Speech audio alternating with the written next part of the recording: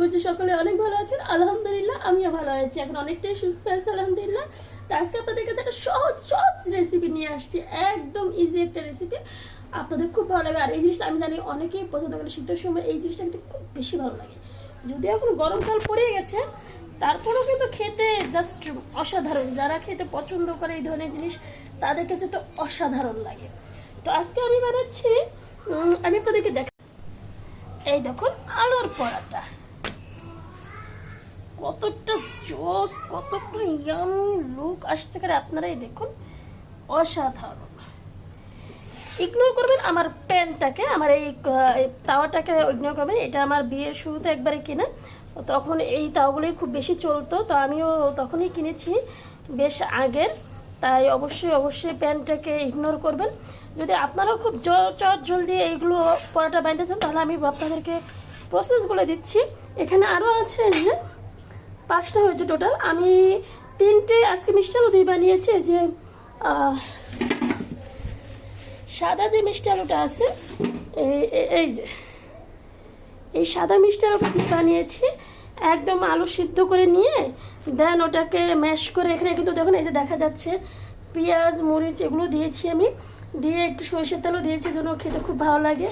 মেখে আমার 5টা পরোটা হয়েছে, মেখে দেন আমি ভাজছি। আর এই দেখুন ঘি, আমার কাছে বানানো ঘিটা নাই, যেটা আছে আমি সেটাই ইউজ করতেছি। তো সামান্য একটু ঘি এই যে ছড়িয়ে দেবো উপরে, খেতে কিন্তু জাস্ট ওয়াও লাগবে।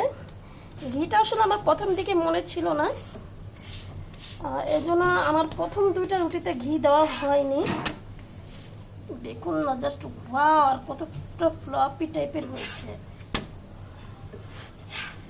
তো একদম ফাইনাল লুক আমি আপনাদেরকে দেখাচ্ছি, আপনারা আবার সাথেই থাকবেন।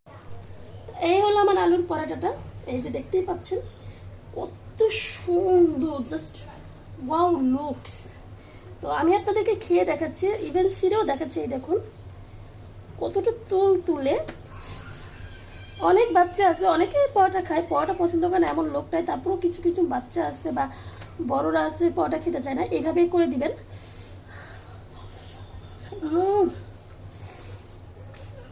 এর স্বাদ অতুলনীয়।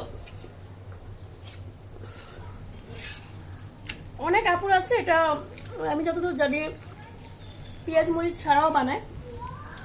আপনারা চাইলে সেভাবেও বানাতে পারেন, কিংবা পেঁয়াজ মরিচ দিয়েও বানাতে পারেন, খেতে দারুণ লাগে। পেঁয়াজ মরিচ দিলে একটু ঝাল লাগবে, একটু আলাদা রকম টেস্ট আসবে, বাকিটা সব একই।